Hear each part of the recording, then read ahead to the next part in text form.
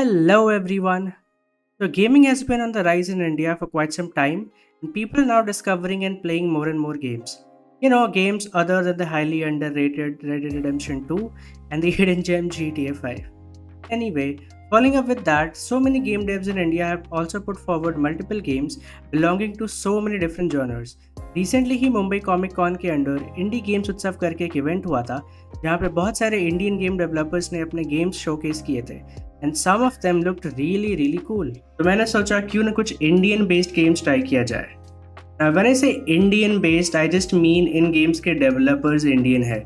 The games themselves may or may not have Indian influence per se. Also, not all of these games have released, so कुछ games के बस demos available थे, so I have given that a shot. So let's get into it. First game I want to talk about is Raji. And I personally believe that this is the game that put the Indian game development scene on the map. Its release got so much traction, and not only us but people abroad were also trying it on their streams, which was a big thing. The game was developed by Nodding Heads Games, and I honestly feel like they've done a really good job when you take into account that this was their first game. I mean, as far as I know. The game is an action adventure title that's set in India and has countless inspirations from our culture, religion, architecture, history, and so much more. The game features our protagonist Raji as she is on a quest to rescue her brother Golu, who has been kidnapped by the demons. The story is fairly simple here. Raji on her quest is aided by gods who show her the way while also give her the means to destroy her enemies. Let's talk about the gameplay here. So the main meat of the entire experience is the combat, which is what you'll spend most of your time doing through your gameplay. I mean, there are puzzles, but these are pretty basic and also not that many in the entire game. The game starts with giving you a trident as a weapon. You have our standard light attacks, heavy attacks, their version of dash attacks which you can execute right after hitting the attack button after dashing. The game also introduces a very unique wall or pole jump attack which works when you run up a wall or a pole and press attack before you hit the ground. Both the light attack and heavy attacks have different combos as well. Later in the game you unlock different weapons with their own unique movesets.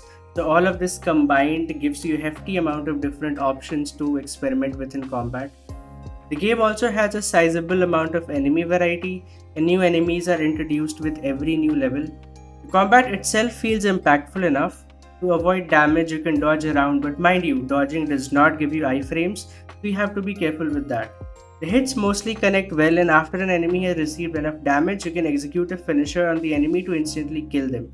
And the animation for the finishers were also surprisingly well made. Now let's talk about some caveats of the combat.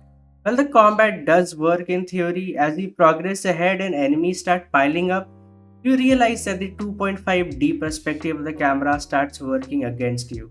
It starts becoming difficult to gauge where your attacks are hitting and where the enemies are. I had the most problem with executing the pole slash wall run attack since it was really difficult to understand the orientation of Raji with respect to the environment or the enemies. The second thing I didn't like was how the combat encounters themselves are set up in the later stages. The game starts throwing multiple enemies at you in such a small space, and these enemies are constantly attacking without giving you a window to retaliate, which felt unfair and frustrating at times. I mean, every single attack of Raji's takes too long to initiate, and the enemies were always faster, so the game completely loses the charm of the countless combos and weapon types and abilities, since now you would probably be spamming just one attack which works or is more effective. I also played the game on the hardest difficulty just to see what the gameplay is like, and what a miserable experience it was. Enemies get even faster and they start doing way more damage while themselves having a much larger health pool. Now, I wouldn't mind if there was a way to smartly strategize and have a plan for the combat, but there's none. There's no window between attacks, it's just relentless, unfair attacks. So you just button mash and hope for the best. I would not recommend the hardest difficulty for this game since it's not implemented appropriately and just feels unfair. Also, one thing I didn't like was how dodging works in the game. You would think that it is directional, but sometimes Raji just jumps around randomly, resulting in you getting hit without any reason. Now let's talk about boss encounters. There are only 4 in the entire game, and one of them isn't even combat related. Only ones I genuinely enjoyed were the first and the last one. They had unique movesets and nicely telegraphed attacks, which made it a fun experience to learn and dodge the attacks. and figure out how to get your own damage in. Second boss was a doozy. He has like only 3 attacks which are mind-numbingly easy and boring to dodge. And then the devs go ahead and add a second phase which is bit by bit the exact same as the first phase, just more in number, and you sit through doing the exact same thing for another handful of minutes. I absolutely hated it. Okay, so that's all about the combat. Let me talk about the best areas where Raji shines: the environment and the level design. This game is one of the most beautiful games I've seen if you talk about the art direction. Think Ori and the Blind Forest but set in ancient India. Every level has beautiful architecture, stunning visuals, and most of it is heavily inspired by our own culture and traditions, which was a joy to look at. The game is colorful and incorporates the essence of our religion masterfully. They also added Hindi audio for the entire game, and the voice acting is surprisingly convincing, especially for the gods. They sound divine but also soothing and also full of emotion. आपको मानना पड़ेगा वो कर लेगी उसे युद्ध की कला की जरूरत होगी ये सच है और इनकी परीक्षा भी होगी Only thing that broke it for me was the voice acting of Raji herself. She sounds like the English script was given to an AI to just convert it to Hindi. I mean, listen to this. मुझसे बात कीजिए क्या तुम नहीं उठोगे गोलू मैं आ रही हूँ मैं सबको मार डालूंगी. But all in all, Raji was a very good game, even after having its flaws. I could genuinely see the love they have poured in the game, and I'm excited to see what they do in the future. I would highly recommend you try this out if you haven't already. The next game I want to talk about is Kamla. This is another game I actually had been tracking since the devs kept giving us updates on various social channels, and I was really excited to see what an Indian based horror game would look like. I mean, we have grown up watching movies like 1920, Bhool Bhulaiya. Yeah, it was not a ghost story, I know, but you get it. And others where we absolutely collectively shat our pants watching a female ghost take over a Haveli or something. So the idea of that as a video game was super intriguing to me. And guess what? They did not disappoint. The game has been developed by Mad Mantra Games and follows a priest who's also adept at black magic, and he starts with tracking a ghost who's roaming around a Haveli, and the outcome of her family members is unknown, so it falls upon you to unravel this mystery and help Kamla, if that is even possible. That setup itself was enough to get me excited about this experience. The game starts off in a very simple manner where you approach the Haveli and solve a very simple puzzle to enter it. And once you do, now you're completely at the mercy of your wits to solve whatever is going on here. The game lets you explore a little before actually throwing Kamla at you. The sound design for the Haveli itself is pretty convincing. Creaky doors, old locks, a chandelier just swaying in the hall, distant noises of Kamla herself, your own footsteps reverberating around the Haveli. All of these really sell the idea of a desolate Haveli with a mysterious air and gets you excited and also scared to explore it.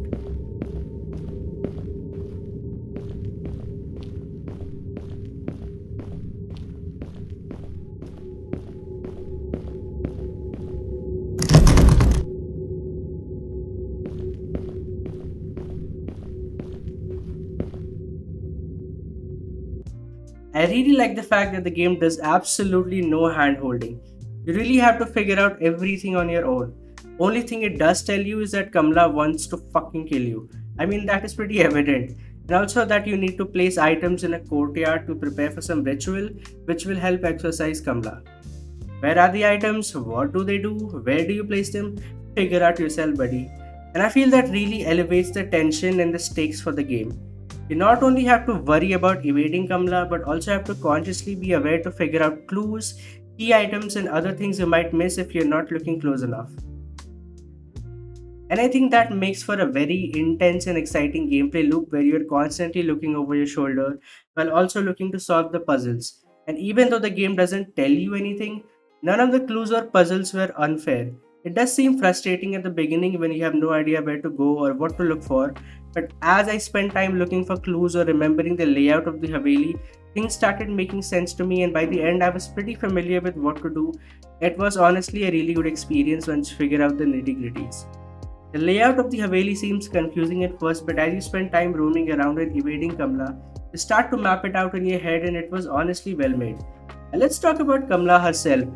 She is possessed and is hellbent on killing you. She roams all around the Haveli and will instantly murder you if she sees you.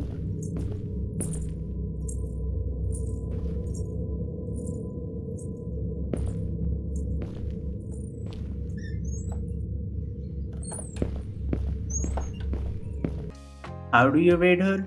Well, there's wardrobes and beds which you can hide under, and she also is wearing piles which make sound when she moves, so you have to listen for it and make sure you don't cross paths with her.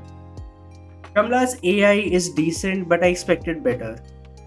Sometimes she'll be right in front of you but would not see you. Sometimes you can hide under a bed or inside a wardrobe right in front of her, and she doesn't seem to mind, so that was a bit weird. Also, the novelty of horror kinda washes away after you get caught by Kamla a few times. The first few times it's all like, ah! And after some times it's just like, yeah man, whatever. I wish there were more ways we could interact with her instead of just a chase sequence. What if she could climb on walls, or what if she could already be under a bed or a wardrobe when you go in? What if she could stare at you across a room randomly? I mean, they did do this in the beginning and it was scary as fuck. More of that would have been amazing. It would really elevate the horror and keep things intense. For now, it's just her roaming around the Haveli and chasing you, so it gets kind of monotonous after a while. You have like 3 lives, and every time Kamla kills you, the items are randomized. So if you knew where an item was but did not pick it up, it probably has moved to another location, which might seem frustrating at first but just adds another layer of immersion since you really have to explore the Haveli to find all the clues. With every death, I was getting better and better in understanding the layout of the Haveli and finding the quest items, so it never felt unfair, to be honest. But I need to mention the voice acting. The voice acting of Kamla is phenomenal. She has the rough, also male-like voice texture, which really sells the idea that she's possessed. And she has various voice lines that will scare and challenge you both, which was really amazing. मुझे बचा दो आजा आजा मेरे को बुढ़ी से नहीं डरती शर्मा रहे हो क्या All in all, Kamla is an exceptional horror game that keeps you on your toes and rewards patience as you explore the Haveli to piece the story together and look for clues while also trying not to get murdered by Kamla. The small scope of it helps since with every death, it's easy to pick your progress back up. If you're a horror fan and love survival horror elements, mainly evasion and item management and exploration, then I urge you to try this one out. You would not be disappointed. So this next game is called Palm Sugar: A Village Story. I actually had no idea this game existed. It was actually my girlfriend who told me about this one. We have played Stardew Valley a lot together, and she told me that someone has made Indian Stardew Valley, and I was like, what? And that's how I came across this game. This game is still yet to release, but they do have a playable demo, so that is what I'm basing my first impressions on. This game has been developed by Monotusk Studios, and they say the game is a story about Srinu, a village boy, and his various experiences across South India. Just as a starter, the audio quality of the narration is very shoddy, as if they recorded this using their headphone mic, not a high quality one. Among them lives a boy called Srinu. Together with his mom, he makes an honest living working at their family's rice plantation. Let's see what he's up to. Shall we? So I'm not really sure where to categorize this game since the demo I played barely has mechanics or different gameplay.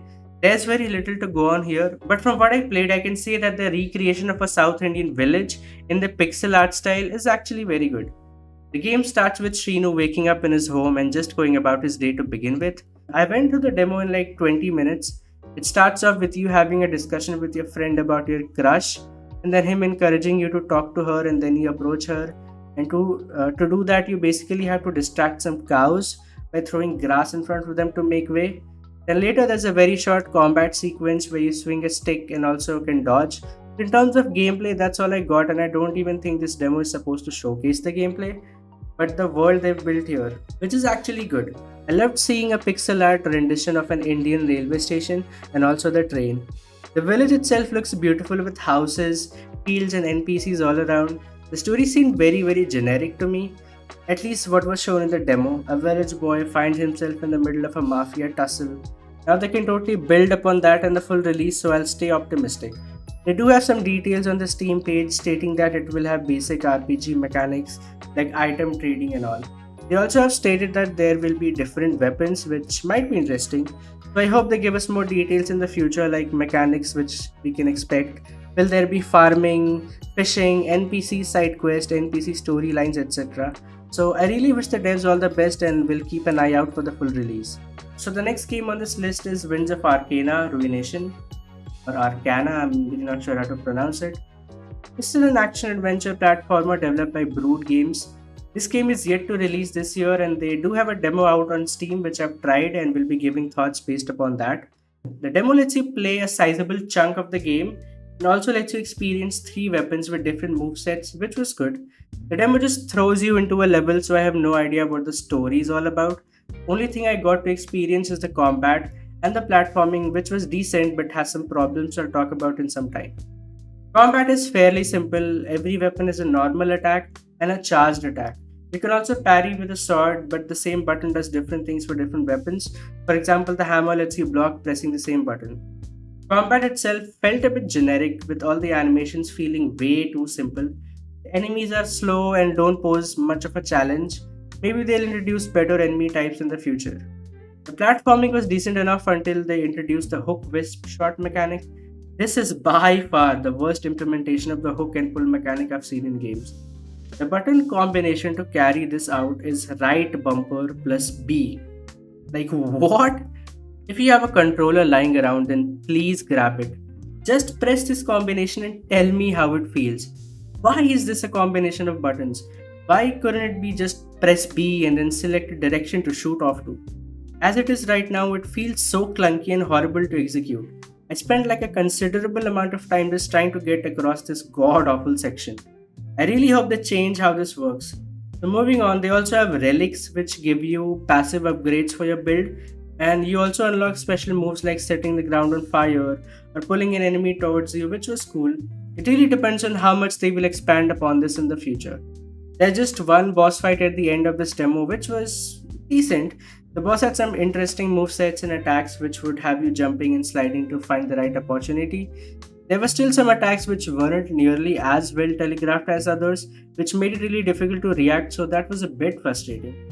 All in all, a fairly decent and competent game. While playing this game, I just, felt like I've played much better games like Dead Cells, Hollow Knight, and other platformers, so it's really difficult to get excited about the simplistic combat, dull enemies, and generic level design. But I'll still be hopeful for the future. They have a demo out on Steam, so try it out yourself if you want. The next game on this list is Cosmic Race. So this was developed by Cypher Interactive, and this is an arcade racing game which has vehicular combat and also features some really distinct extraterrestrial levels and also some banging synthwave music.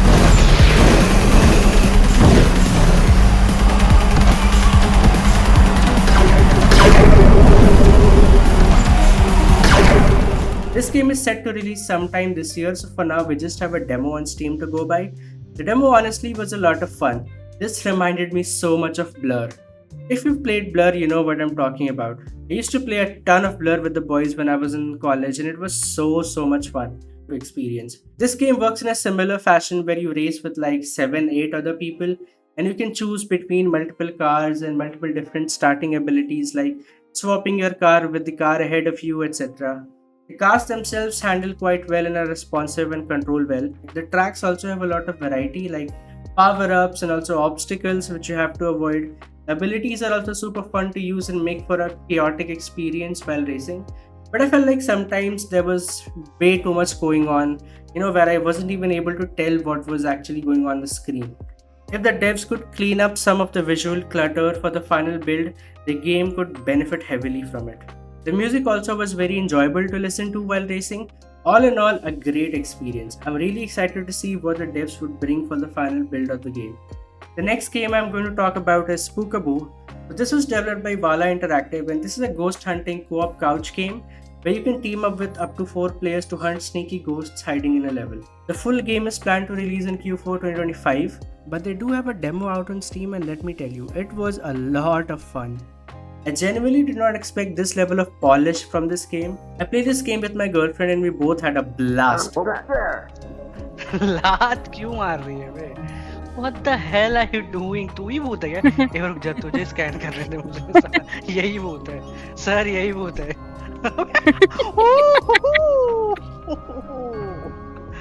अरे भाई Sorry, sorry, sorry, sorry. Domestic sorry. Violence चालू है sir All sir right, मेरा so को-op partner पिछवाड़े पे लात मार रहा है मेरे So let me tell you, the game doesn't support online co-op yet. It only has local co-op, but you can use Steam's remote play feature to play with someone online. This is such a fun party game. In terms of gameplay, it's fairly simple. You are ghostbusters tasked with capturing ghosts who have hidden themselves in a level.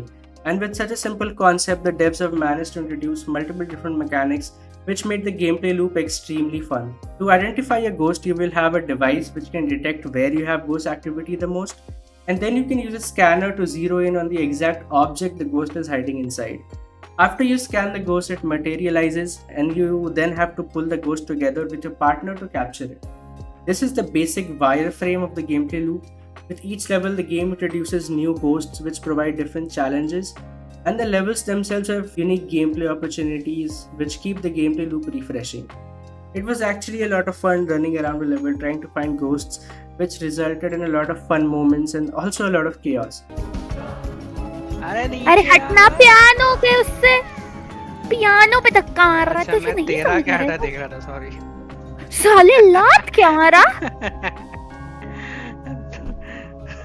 Misbehave कर रही है तू ठीक है colleagues ऐसे act नहीं करते The demo right now only has one section available to play, but I can positively say I'm looking forward to the full release. Now, the last game I want to cover here is Detective Dotson. This game has been developed by Masala Games Private Limited. I had been following this game for quite some time and was very excited for the full release. The trailer seemed like it was a super fun, pixel style detective game with a hefty amount of Indian flair to it, which sounded super interesting to me. I bought the game on release and I really wanted to like this, man. I really did. But it kinda came short of my expectations. Well, the game itself isn't bad, let me tell you. It's just that it's very simple and doesn't have the nuance you'd expect from a detective game. I'm coming from games like Return of the Obra Dinn, which I've finished 100% by the way. Also the Case of the Golden Idol and similar games which are so charming and also offer some very unique gameplay mechanics and also excel in storytelling in ways you would not expect. The highlight for Detective Dotson here is the art style for sure. The pixel art mixed with the quirky set of characters make for a very beautiful looking game. The world itself the devs have created is filled with so many Easter eggs, jokes, references to Indian movies, music, memes, and so much more. It was enjoyable to interact with these characters, and some of these gags do get a chuckle out of you every now and then. But the gameplay here is so simplistic to the point of getting mind-numbingly boring and repetitive. Side stories are all fetch quests where a character demands something and you chance upon another character who has that thing but they demand something else in return, which makes it a loop of just running around the map getting stuff for people. The main quest also is very simple. It's all based around this evidence board where you can put clues together and figure out the story, but that ends up being more like a chore than something interesting which keeps you hooked story wise. There are no branching narratives, no action based decisions, and no real challenge in solving the puzzles. I expected a bit more from the entire experience, but in the end, it was a bit too casual for me. And all the Indian references just weren't enough to keep me hooked throughout. But I must say, the music and art here is phenomenal. I think it's worth checking out just for that alone.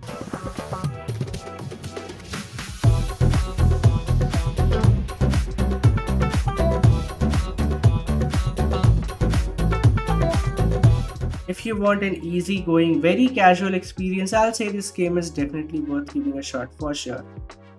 And those were all the games. Let me know in the comments if you yourself have tried any of these games and what you thought about them. I would love to hear from everyone else. There are actually even more games made from Indian devs that I just could not add in this video since video बहुत ज़्यादा ही लंबी हो जाती. Do also let me know if you'd want a part 2 of this. I have so many different gaming videos planned for the weeks ahead, so do subscribe if you don't wanna miss it. तब तक के लिए bye bye.